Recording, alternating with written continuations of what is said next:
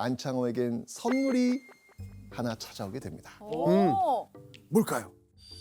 이야. 예쁘다. 27세의 안창호가 결혼 2년 6개월여 만에 떡두꺼비 같은 첫 아들을 보게 된 겁니다. 보게 된 겁니다. 근데 아. 옷은 여자 옷이죠. 그러니까요. 제가 그래서 네. 딸이라 그랬는데. 당시 그 한인들은 어린아이가 탄생한다고 해서 옷을 사입을 정도의 여유가 있지 않았기 때문에요. 주로 이제 서양인들의 헌옷들을 이제 받아서 이제 아이한테 입혔기 때문에 여아의 옷이지만 아들입니다. 안창호는요, 첫 아들의 이름을 이렇게 짓습니다. 필립. 필립. 반드시 필, 세울 립.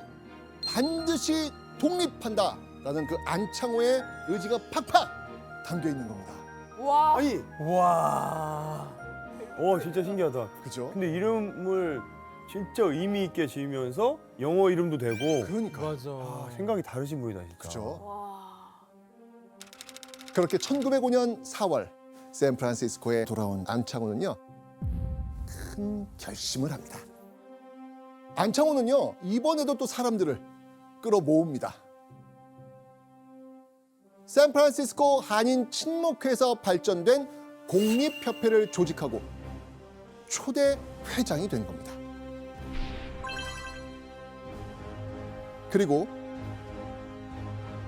공립협회의 기관지인 미주 한인신문 공립신보를 발행하기 시작했죠.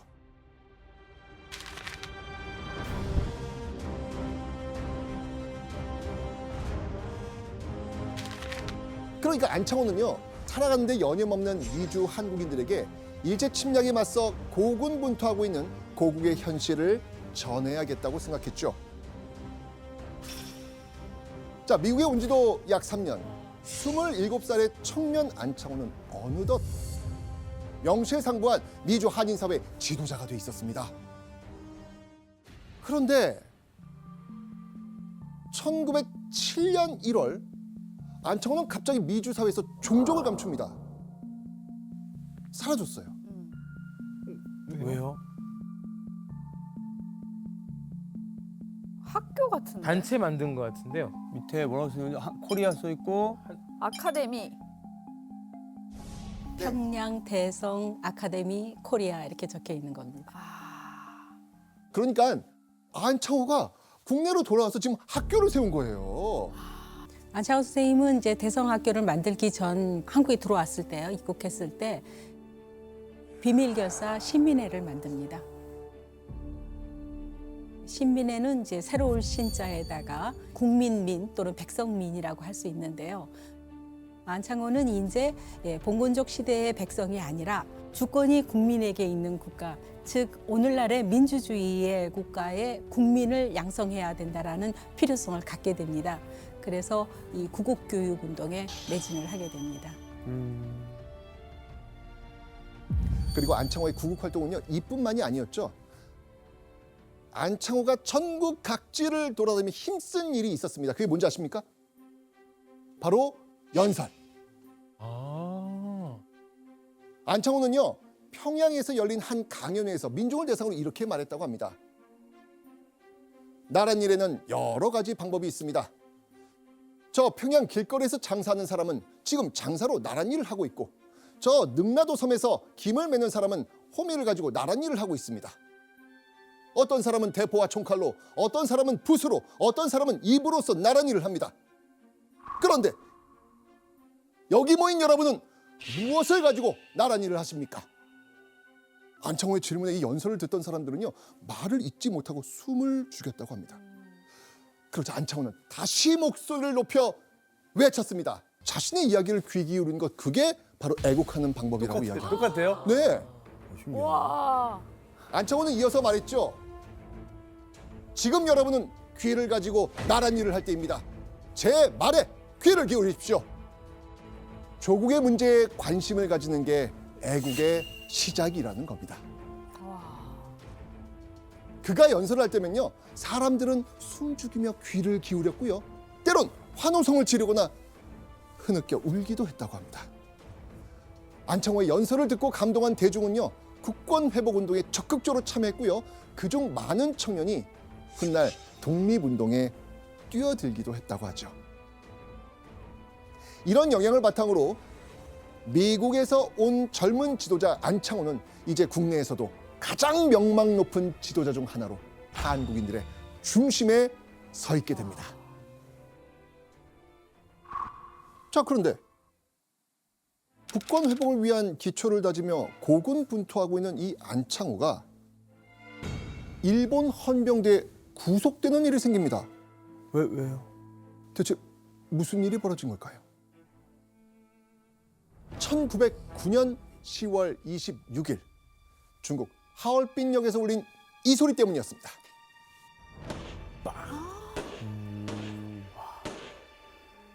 안중근의 저격으로 이토 히로부미가 사망한 겁니다. 자, 그런데 안중근의 하얼빈 의거와 안창호 대체 무슨 연관이 있는 걸까요? 평안남도 진남포에서 사문학교를 설립해 교육 운동을 펼치고 있었던 안중근은요, 바로 이 진남포를 방문한 안창호의 연설, 그 연설을 안중근이 들은 거예요. 그래서 안중근은 이따금 안창호와 시국을 논하며 가깝게 지냈죠. 이런 연결고리 또 있습니다. 자, 이런 상황에서 하얼빈 의거가 발생하자 안중근의 주변 인물을 탈탈 털었겠죠, 일제가. 네. 그죠? 자, 그러면서 이 안창호가 안중근의 하얼빈 의거와 깊은 관련이 있다고 판단을 하고 곧바로 평양에 있는 안창호를 체포해서 용산 헌병대에 구금을 시킨 거예요. 그런데 직접적인 증거가 있을까요, 없을까요? 없죠. 없죠. 직접적인 증거를 발견하지 못해 다행히 얼마 안 있어 안창호와 애국지사들은 무혐의로 풀려납니다. 그렇게 일제의 압박이 심해지자 귀국한 지 3년여 만에 안창호는 다시 미국으로 돌아갑니다. 그리고 1년 뒤 1911년 9월 미국으로 돌아간 33살의 안창호는 숨 돌릴 틈도 없이 바쁘게 움직입니다. 그리고 이맘때 안창호는 이 일에 두 발 벗고 나섰는데요. 안창호가 강조한 이 일은요, 훗날 그의 말에서 그 의도를 알 수 있게 됩니다. 내가 며칠 후에는 피 흘리는 이에게 절하겠소마는 오늘은 돈 바치는 이에게 절하겠소. 이거 무슨 뜻인지 아세요? 독립운동을 위해 피 흘리며 무장투쟁할 이들에게 감사하며 절하겠지만 그보다 먼저 지금은 당장은 독립운동을 위해 돈을 보태는 이에게 감사하겠다라는 겁니다. 중요하잖아요, 사실 독립운동할 때 너무 돈이. 중요하죠. 그럼요. 그러면서 안창호는요, 이 독립운동에 쓰일 자금, 이 자금을 마련하기 위해 전 세계 한국인들에게 국민 의무금이라 불리는 일종의 세금을 거두려고 한 겁니다. 당시 미주 한인들의 경우 매년 5달러, 지금의 가치로 따지면 매년 100만 원을 냈다고 합니다. 매년 100만 네, 원. 매년 100만 원을.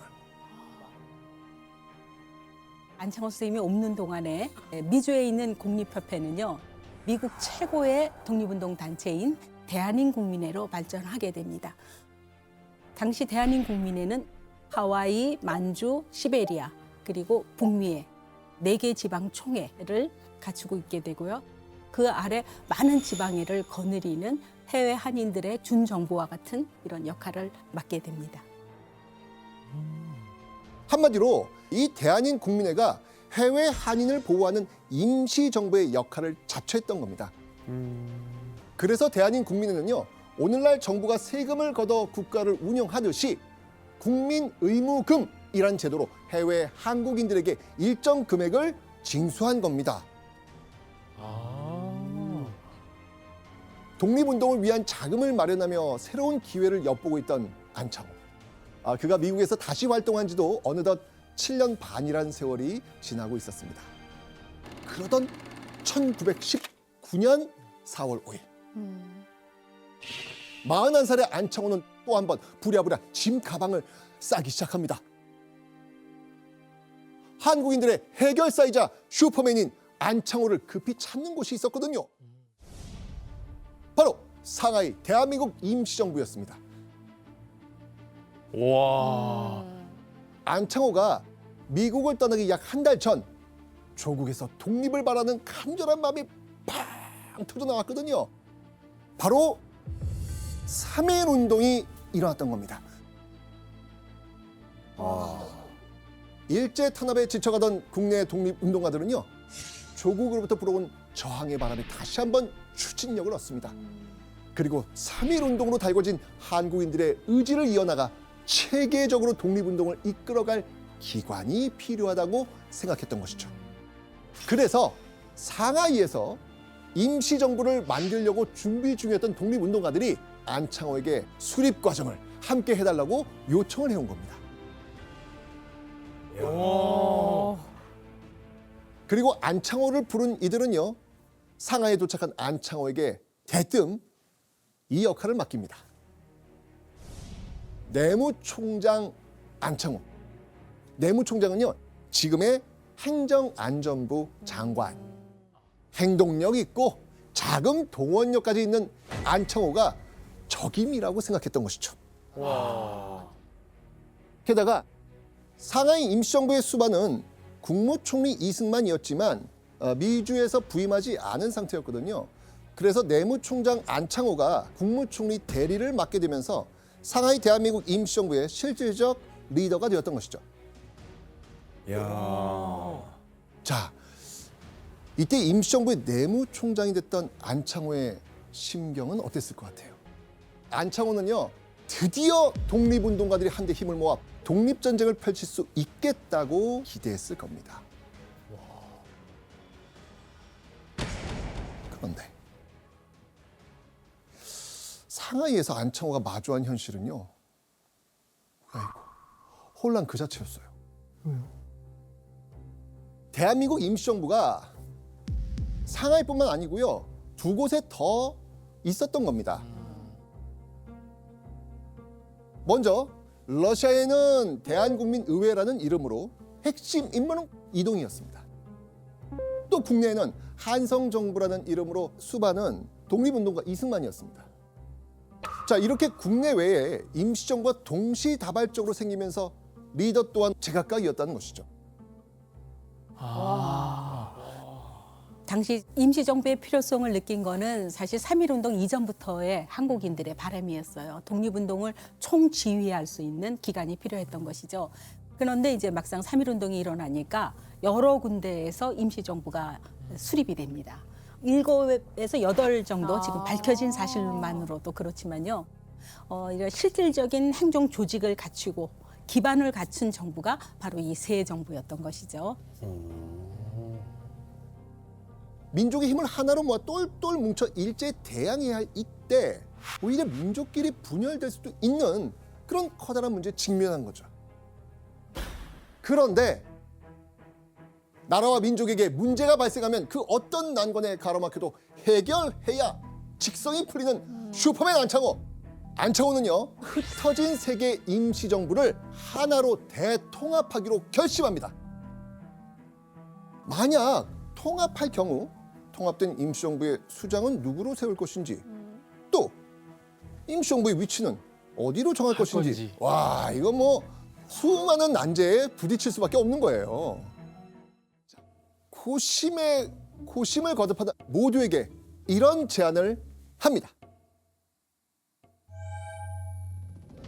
오직 국내에서 13도 대표가 창설한 한성 정부를 계승할 것이다. 당시 일제는요, 한반도를 13개의 도로 나누어 통치하고 있었습니다. 그래서 한성 정부는 당시 13개의 도를 대표하는 20여 명의 독립운동가와 민족 지도자들이 모여 만든 단체입니다. 그러니까 안창호는 한성 정부가 더 정통성이 있다고 판단을 한 거예요. 그래서 상하이와 러시아의 임시정부를 없애고 한성정부를 계승해 통합 임시정부를 만들자고 제안을 한 겁니다. 자, 그런데 러시아에 기반을 둔 대한국민의회 쪽의 반응은 어떨까요? 대한국민의회에서는요, 내부 반발이 심할 수밖에 없었겠죠. 자, 이러면서 대한국민의회 측이 통합에 반대합니다. 자, 상황이 이렇게 되니까 안창호 또다시 해결책을 찾아 나섭니다. 바로 대한국민의회의 실질적 리더 이동희를 설득해 보기로 한 거예요. 끝까지 설득하는 거예요. 이 설득의 설득 끝에 안창호는요, 새로운 통합 임시정부의 2인자 자리인 국무총리에 누구를 참여시키게 된다? 이동희. 이동희를 참여시키게 되는 거예요. 그 결과 임시정부 수반은 대통령 이승만, 두 번째로 높은 국무총리는 이동희가 앉게 됩니다. 그렇게 대한국민의회를 극적으로 설득하는 데 성공한 안창호는요, 합동 취임식을 치르는 것으로 세계의 임시정부는 대통합을 이룰 수 있게 된 겁니다. 스승님, 한선 정부의 정통대로 따르기로 했잖아요. 근데 어떻게 임시정부는 상하이에 있게 된 거예요? 네. 이 상하이에는 외국인들의 치해복권을 유지하는 조계지들이 있었거든요. 우리 임시정부는 프랑스 조계지의 자리를 잡고 있었는데요. 특히나 일본의 영사관 경찰들이 프랑스 조계지로는 오지 못했어요. 그래서 안창호는 이곳에 그 미주 동포들이 모금해 준 돈으로 상해 임시정부 청사를 마련하게 됩니다. 여러분, 만약 안창호가 통합 임시정부의 수립을 추진하지 않았다면 이거 어떻게 됐을까요? 지금 우리가 이거 세워지고 나서 얼마나 많은 역사들이 독립 때까지 이렇게 이루어지는데 이게 다 없어졌다면 진짜 아찔할 뻔했죠. 자, 그렇다면 이렇게 임시정부를 통합하는데 가장 큰 공을 세우며 엄청난 혼란을 수습해낸 슈퍼맨 안창호. 자, 어떤 자리를 맡게 됐을까요?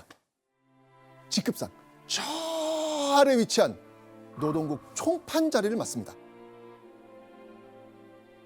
노동국 총판? 원래 노동국은 내무부 산하에 있는 국입니다. 내무부 아래에 있는 조직이니까 국무총리 대리를 하고 또 내무총장을 하면서 실질적으로 상하이 임시정부의 수반과 같은 역할을 했던 그런 안창호에게 노동국 총판은 한직과 다름없는 것이었죠. 상황이 이렇게 되니까 노동국 총판 같은 한직에 안창호를 앉힐 수 없다며 반대하는 이들에게 안창호는 이렇게 말합니다. 이것은 오직 애국심에서 나오미요, 결코 사욕이 있음이 아니다. 독립운동사의 핵심적인 역할을 했지만 안창호는 결코 자신의 공을 내세우지 않았던 겁니다. 자, 그렇게 시간은 흘러 1932년 4월 29일 안창호가 일제 긴급 체포되고 맙니다. 왜요? 자, 안창호가 긴급 체포된 이유는요, 바로 이 인물 때문이었습니다. 윤봉길 의사요? 맞습니다.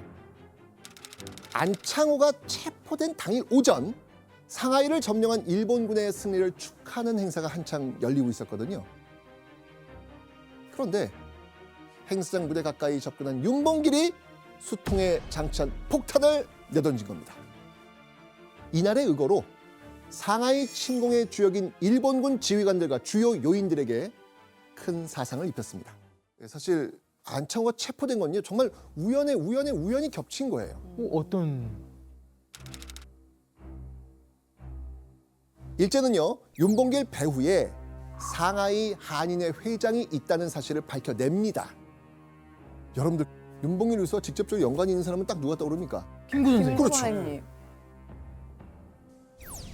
자, 그런데요, 당시 김구는 상하이 한인 회장을 그만둔 상황이었거든요. 근데 그 사실을 몰랐던 일제 경찰은요, 현임 회장이었던 이유피를 체포하러 갑니다.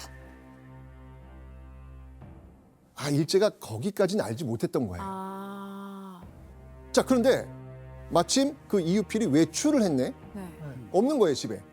그렇게 외출한 이유필의 빈 집에서 경찰들이 잠복하고 있었는데 하필 그때 그 집을 방문한 사람이 있었어요. 바로 안창호였습니다. 왜 갔죠? 안창호는요, 소년 독립운동단체에 속해 있던 그 이유필 아들에게 체육대회 경비를 후원하기로 약속을 했었거든요. 이거 약속을 지키기 위해서 이유필의 집을 찾아간 거예요. 그런데 안창호가 운 나쁘게도 붙잡히게 된 겁니다. 당시에 안창호 선생님에게 집 밖으로 나오지 말라라는 전원을 김구 선생님이 했는데요. 안창호 선생님은 그 전원을 받기 전에 집을 나섰기 때문에요. 전화를 못했었고요. 이게 워낙 큰 사건이잖아요. 뭐 정말 중요한 사람들이 막 사상되고 하니까 프랑스 조계 당국이 안창호 선생님을 당시 그 상하이에 있는 일본군 헌병대로 바로 그냥 송치를 해버립니다. 넘어갔을 때 일본인들은 안창호라는 거물이라는 걸 알게 되죠. 그렇게 1932년 6월 54살의 안창호는 경성에 있는 경기도 경찰부로 호송돼 유치장에 수감이 됩니다. 그렇게 일제 경찰에게 6차례에 걸친 긴 취조를 받은 안창호는요, 1932년 12월 일제 재판부로부터 징역 4년형을 선고받습니다. 그런데 안창호는 예정보다 1년 4개월 가량 빠른 1935년 2월 출소합니다. 바로 일왕의 아들이 태어난 것을 축하하기 위해서 일제가 수감자들에게 특별 감형을 내린 겁니다. 이후 안창호는요, 일제의 매서운 감시를 피하기 위해서 산속으로 들어가 지내게 됩니다. 그런데 석방된 지 불과 2년여 만인 1937년 6월 안창호가 또다시 일제 경찰에게 끌려갑니다. 왜요? 산속에 가 있는데.